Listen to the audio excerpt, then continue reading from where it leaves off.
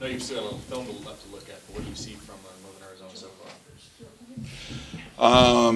They got two pretty good inside players. They're a young basketball team. But the thing I like is the fact that our bigs will be able to match up with some big guys. And I think anytime you get into regular season play, be it preseason, whatever, the games just become a lot more serious, a lot more tougher. The preparation's there. So it's just the next step for this team is to get ready to play a real counting game now. Well, all of you are on the phone. We have Coach Kent is jumping in before Coach Leach. The stars of your first game weren't necessarily the same of your second game. I assume you're still kind of looking at lineups and matchups and Yeah, I think we have for right now, lineups and matchups. I think maybe we seem to have that three spot with Q and Renard and Darian King seems to be the one in question right now as to who plays there and who comes off the bench and when and where. But I just feel like we have enough depth, enough talent in this team that we don't necessarily have to have a set lineup per se. There might be four guys that are set, and then you might see the second half where it could be a completely different lineup coming out depending upon who played well in the first half. So the beauty of this team, we've got depth, and we're going to be able to have a lot of what I would call continuity in place to hold people accountable to know their job and do their job. Do you still see yourself going 10 deep? Preseason, I think I could say that. Maybe by the time we get the conference, maybe things will kind of get shortened down a little bit, but only time will tell with that. But certainly in the preseason, yes. Maybe he's not someone you need to get as much a look at in the early to the exhibition games, but were Brett's minutes pretty reflective of what you expect? I would say from where we are right now, with the way the guys have been playing, I would say yes. But I still think there's going to be some games where he's going to have to step in and do some things because of a veteran player that's been through it before. Is Beyonce someone you could see being the primary ball handler for a long stretch? No. I wouldn't think he'd be a primary ball handler, but I could see him on the floor for a long stretch. What he does well is run, defend, and shoot. Not necessarily needing him to ball handle, need him to get down the floor and fill wings and shoot the basketball. And I can certainly see that. We didn't see Robert Frank's inside too much. He's listed as a forward, but is he more of a face-up to the basket guy? He's another what I would call one of those European stretch fours like Josh. I think he's got a very bright future because he has tremendous feel around the basket to score. Very similar to Josh, but he can really, really stretch the floor. He has NBA three-point range, and he shoots the ball with ease. I think he has a nice set of hands, very soft. His hands are big. So he has a bright future. He's really skilled, really talented. Coach, are you hoping to get Connor Clifford back sooner than later in terms of Northern Arizona, or? We get him back to practice today, full. Now, I won't run him through a whole practice, but at least he gets to go out and have some contact and get after guys a little bit.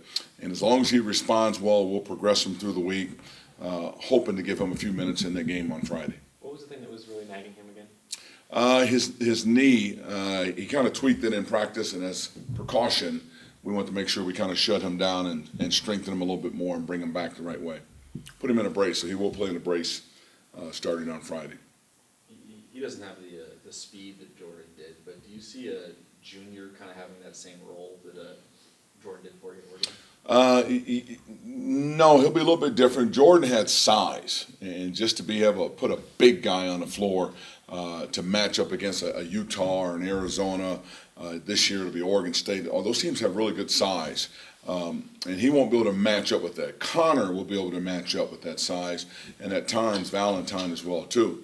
Junior's a guy that we can put on the floor for more speed, I think, and people having to match up with us because he's kind of the glue guy on the floor, really understands what we're doing, anchors our defense. So I certainly see him playing a lot this year, and he's gotten a lot better from last year to this year. Last year, you had Jordan, but you didn't really have a Jordan to play against Jordan in practice. Is having Clifford and Valentine able to bang against each other, does that speed up their development at all?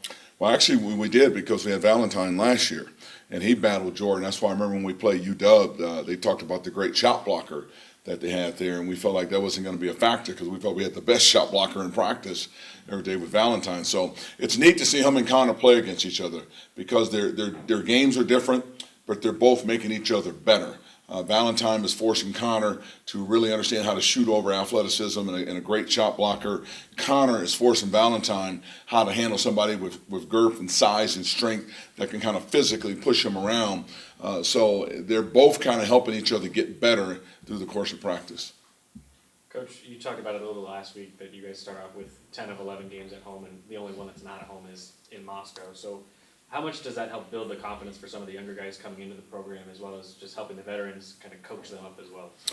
Our schedule this year looks identical to the rest of the conference. Last year we were completely different with so many road games in the preseason. And you schedule that way, particularly with the new staff or with a lot of new guys, to give them confidence, to give them the comfortability of playing home in front of their own fans, knowing they're going to get tested, though, with Texas Southern that comes in here, UTEP that comes in here, Gonzaga that comes in here, and even going over to Idaho. Those are all going to be tough games still for this team. So even though they're playing at home where they can gain some confidence, those ultimate confidence challenges are coming our way in those schools that I mentioned. I know it was only exhibition games, but how much did the bench play in the last game really help you kind of see what those guys can be capable of for this program? The difference between the first exhibition game and the second exhibition game was significant for us. Now, if we can make the same jump from this one to the first game, because what they allow you to do is make adjustments. And I found out already with this team, with those guys on the bench also, this team has the ability to make adjustments quickly. And they improved tremendously in terms of the areas we need to get better at. Defensive transition last week, and we shut this team down. This week, it's rebounding and blocking out, be a little bit more physical, a little bit more tougher around the basket. That's our focus for this week. So what our bench allows us to do is I've gone home several nights and thought that maybe my office was kind of out of whack because we're not getting a lot of shots that are free and wide open. We flat out get after it defensively. The last two games have been really easy to play because the defensive intensity has not been the same from your opponent. So the good thing about this team with the depth that we have, it makes practices extremely competitive, which is making us a better basketball team. Experience has been kind of prioritized in the starting lineup right now, but as the new guys get more experience, as they gain another belt, do you see that changing much? Well, Charles is our starting point guard, and he's new. I would think Connor is somebody that could certainly start for us when he gets healthy and everything.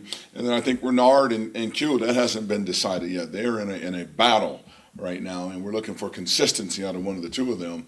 And that could change where it could fall into Renard's favor as well, too. So I don't quite worry about that yet. It may take us maybe 2 to 4 or 5 of these preseason games. Maybe then we could kind of fall into a routine when we can see how guys handle themselves under the bright lights of real games, real competition coming our way.